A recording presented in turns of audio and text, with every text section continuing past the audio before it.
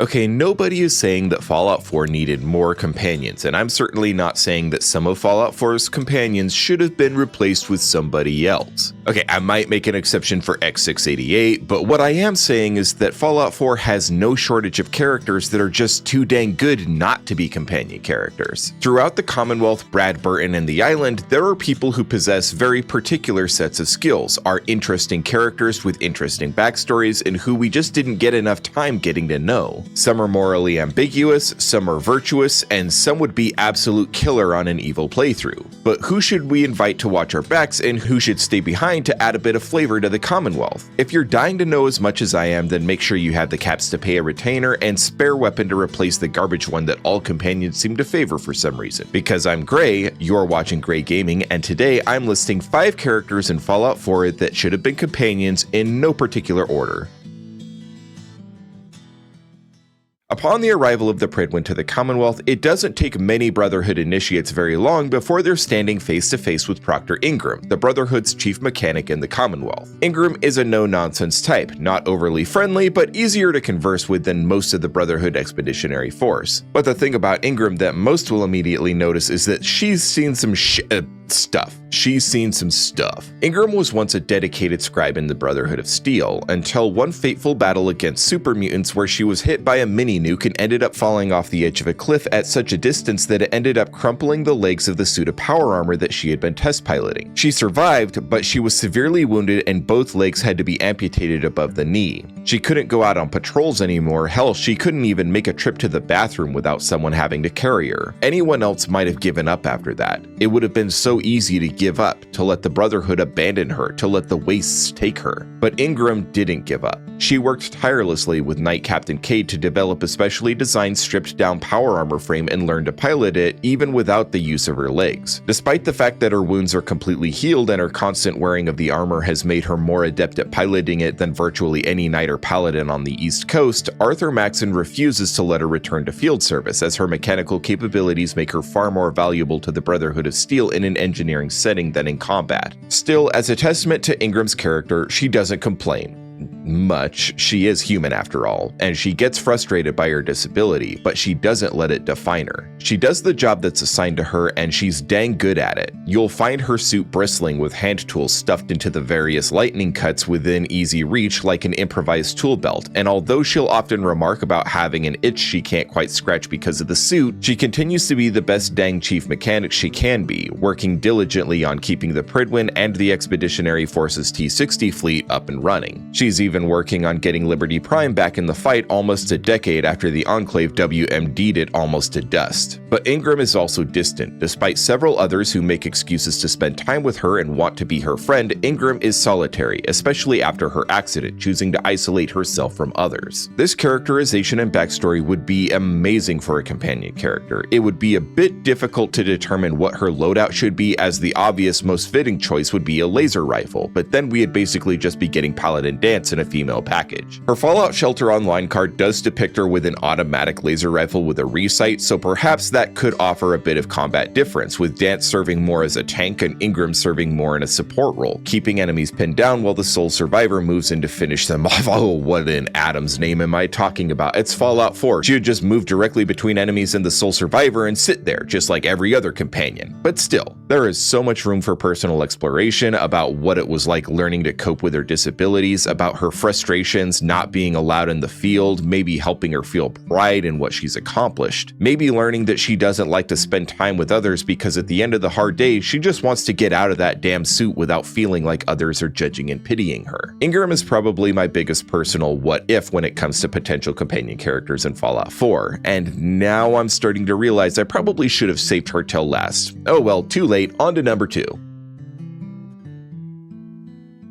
Ah, Dixie, that Kentucky twang that can be heard from 2 parks over. Dixie is a charming southern lass that can be found in Nuka World living her best life. Unfortunately, her best life is enough to give Charles Manson nightmares. Dixie is a sociopath of the highest order. Even amongst the other members of the Disciples, a raider gang jam-packed with sadists and psychopaths, Dixie stands out above the rest. She keeps holotapes of people she's killed as trophies. One depicts a couple who welcomed her into their home with promises that she would lead them to a safe settlement only to murder them when their guard was down. Another depicts a trade caravan she redirected to Nuka World, instructing them to tell whoever they met that Dixie sent them, obviously meaning that they would be directed to seek the Disciples and would be viciously tortured to death. Another depicts a member of the operators who was planning some sort of revenge killing against a disciple when Dixie surprised him, knocked him out, and brought him back to the Disciples' lair for Adam knows what treatment. In a random encounter, Dixie can be seen standing over 2 potential victims asking which of them she should kill, that adorable southern accent juxtaposed with the monster that commands it. She's the perfect companion for an evil playthrough. As a disciple, her obvious weapon loadout would be either a disciple's cutlass or a bayoneted .44 Magnum, but given her MO, a knife would seem to be the most fitting. Unlike Porter Gage, who seems to be out for numero uno, Dixie, despite being an unhinged serial killer, seems to actually have a certain degree of loyalty to the Disciples, which I think does mean that as a natural result of undertaking open season, she should turn on the sole survivor, unlike Porter, whose betrayal I will never stop complaining about. As far as additional backstory, I don't really think we need it here. She's a psycho who deceives, inflicts pain, and murders for pleasure. We don't really need to know why she's this way, and to be perfectly frank, I don't want to know any of the other messed up stuff she's done. Dixie is the perfect villainous character as she is. We don't always need to empathize with evil characters. Looking at you, Rings of Power, with your baby orcs and stuff. Sometimes one-dimensional characters have their place, and charmingly horrifying Dixie is just the ticket.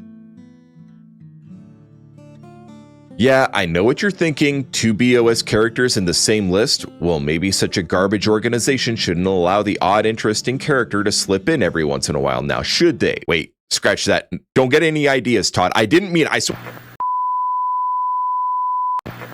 Paladin Brandice was the leader of the ill-fated mission undertaken by Recon Squad Artemis. Very early into their mission into the Commonwealth, Artemis was set upon by raiders, and after a never-ending onslaught, the squad was forced to abandon and scuttle their power armor. From there, things went from bad to worse, as super mutants, feral ghouls, and all manner of filth of the Commonwealth picked off team members one after another until only Brandice was left standing. Retreating to a secure bunker, Brandice was able to survive on his own for years, heartbroken over the loss of those whose safety he had been entrusted with. He was demoralized from his failure to accomplish his mission and nearly succumbed to madness after years of isolation, only leaving the bunker to scrunch for food and supplies. If a well-meaning sole survivor manages to convince him to make contact with the Brotherhood, you can find him aboard the Prydwen, though this is pretty much the end of his story. He just sort of becomes a decoration on the Prydwen and an easily missed NPC during a few later missions in the BOS storyline. The setup for Brandice is good, as there is an entire quest devoted to tracking him down and following the footsteps of Recon Squad Artemis. I actually made a video attempting to determine the actual tactical reasoning behind Brandice's decision-making, and I recommend you give it a watch if you're big into the lore of Fallout 4. Now, shameless plugs aside, we see Paladin Brandice, a man whose faith in himself has been shattered, return to the group he thinks of his family only to be sidelined, shelved, cast aside. He has experience that's useful. He could be helping train the squires, initiates, and otherwise green recruits, but the Brotherhood has moved on in his absence. Imagine if the newly inducted initiate who had found him out in the Commonwealth and convinced him to come back to the Brotherhood now asked for his guidance, requesting Brandice to accompany them. For years, he had been forced to make do with improvised metal armor and an ever further out-of-spec laser pistol. Now given a full set of BOS combat armor and his unique scattered laser pistol recently patched up by Proctor Ingram's team, he's ready to mentor the fertilizer out of the person who brought him back into the fold. After Dance and the Sole Survivor clear out Fort Strong and the Sole Survivor now has the rank of Knight, perhaps there could be a second stage to the Lost Patrol quest. Perhaps the Paladin and his protege Knight could once again retrace the steps of Recon Squad Artemis. During the mission, you clear out scavengers and the like, and Brandice can set up beacons so that the bodies of his team can be recovered and properly laid to rest. At each stage, he can detail what happened to his team in this place, who fell, and how they found themselves in that situation. When they reach Scribe Ferris's body and their mission is complete, Brandice can summarize summarize exactly how he failed his team, how he split his forces over and over again until each of his team members died alone and without hope. This is the final lesson he has to teach: humility, a lesson he learned the hard way. He sees that the sole survivor won't end his career as a knight. He can see that they are destined for paladin, possibly star paladin, or even elder someday, and they will be expected to lead troops into battle, and pride and hubris can be even deadlier than a deathclaw or mini-nuke.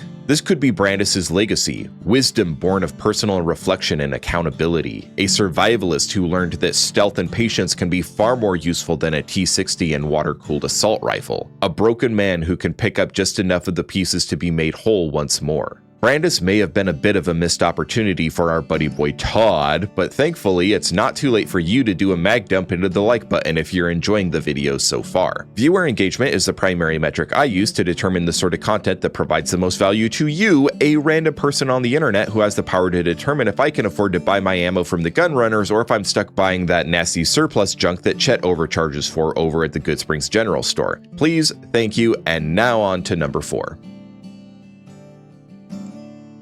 On the island high atop a mountain peak shrouded in mist lies the wreckage of Horizon Flight 1207. Unlike most crashed airframes around the wasteland, 1207 has been converted into a home. The proverbial hermit in this shanty high atop the mountain isn't some enlightened child of Adam or some ancient synth. No, this place is home to a super mutant named Erikson. A rarity on the East Coast, Erikson is intelligent, and though his life of experience in the wasteland has given him a healthy sense of caution and distrust for outsiders barging into his home, he is actually fairly friendly with those who approach his home with peaceful intentions. Once your garden variety East Coast super mutant, dumb, brutish, and violent, Erikson arrived on the island along with a large party who answered to the super mutant behemoth Grun. For some reason nobody quite knows why, Erikson regained his intelligence, or at least a decent degree of it, and started to question the violence that his brothers inflicted upon humans. He orchestrated an escape from his brothers by locking Grun in the loading dock area of the Vim Pop factory on the island, and while his brothers were struggling to find a way to free the fledgling behemoth, Erikson used the confusion to escape, knowing his brothers were already growing to distrust him due to his regained sense of humanity, a weakness in their eyes. Erikson eventually settled down on the mountaintop and even took to raising and training a kennel of doggos. It doesn't really matter to him what kind of doggo. Mutant hounds, mutated curs, junkyard dogs, even wolves if he can get his hands on a pup young enough.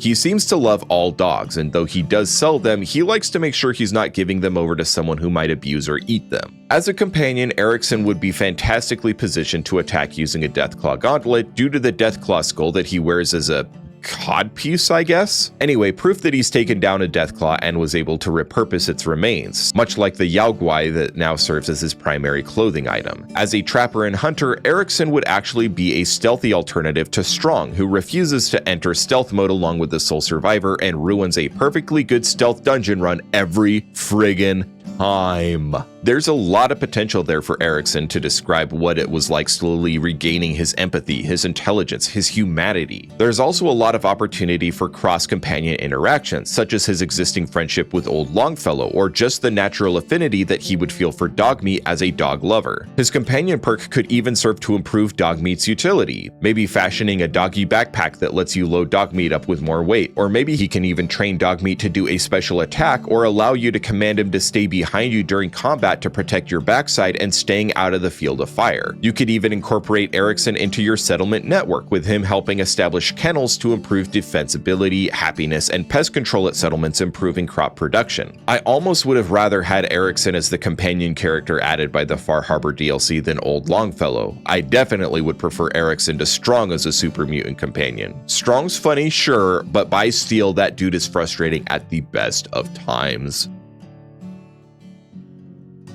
Alli Fillmore is the Chief of Facilities and an active member of the Board of Directors of the Institute. Now, ordinarily, I would say that she's actually a pretty boring character. She's friendly, cordial to the sole survivor despite being an outsider, a barbarian by the usual standards of the Institute, yet she's more accepting of the sole survivor than most, even after learning that Father wants to appoint them as a director of the Institute when he's gone, which is actually a bit strange given the culture inside the Institute as an academic meritocracy. But what really hits out of left field is the fact that when outfitted with nothing but a hazmat suit and an Institute laser pistol, she's not just willing to storm a facility crawling with Brotherhood of Steel knights and paladins, she's actually able to hold her own. On the surface, she may seem like nothing more than a glorified mechanic, and indeed, other than her position carrying the weight of any other director, she and the teams she manages are actually rather underappreciated within the Institute. But the simple fact of the matter is that other than the SRB, Fillmore and her team are actually some of the most combat experienced and competent surface operatives in the entire Institute. You see, while the SRB get all the glory inside the Institute as surface combatants and are the most feared on the surface since they're the ones hunting down rogue synths, working with informants and body snatchering it up, Facilities has been operating on the surface far longer than they have. But since Facilities missions to the surface are far less insidious, they tend to draw a lot less attention. Prior to the completion of Phase 3, the Institute's entire power supply is all thanks to the Facilities team working on the surface to discover plutonium wells, hydroelectric dams, even just basic emergency nuke generators that are still generating power somewhere in the basements of the Commonwealth. They make the area safe, i.e. blowing whatever hives of scum and villainy are in the area to dust, and then tying the power being generated there back to the Institute's power grid. While most within the Institute enjoy a sheltered life of privilege and walk around with an air of superiority, Alli Fillmore has worked her entire life in a thankless job operating on the surface and getting a first-hand look at how desperate the situation is outside the Institute. She is humble and surprisingly kind and empathetic to those from the surface, and I really cannot stress enough the fact that she's still willing to get her hands dirty even after rising as high as she possibly can in the Institute. Although Todd treated her almost like a throwaway character, someone who you barely speak more than 2 words to, her importance to the very existence of the Institute and her capabilities on the surface when the chips are down would have made for a very interesting companion character. There may not be much room for character development, as she is getting on up in years and may be a bit set in her ways by the time we meet her, sort of like old Longfellow, but holy Adam, it's not like you can get much worse than X688. Give me Alli Fillmore any day.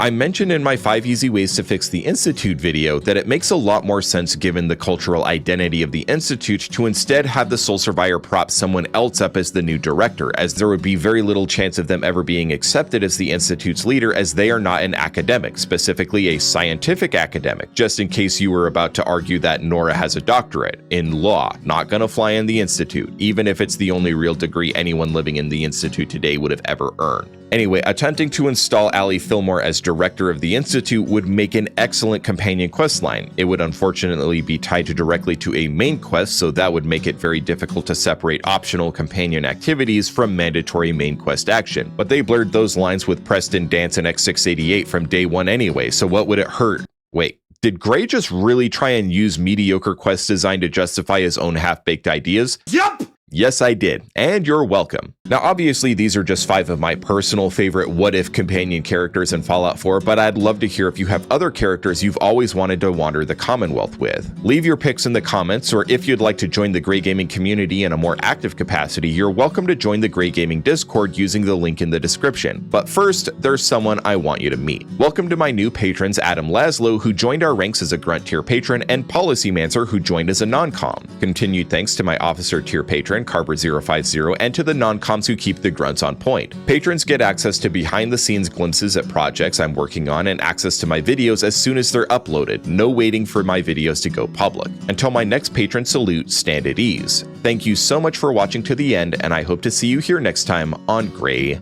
Gaming.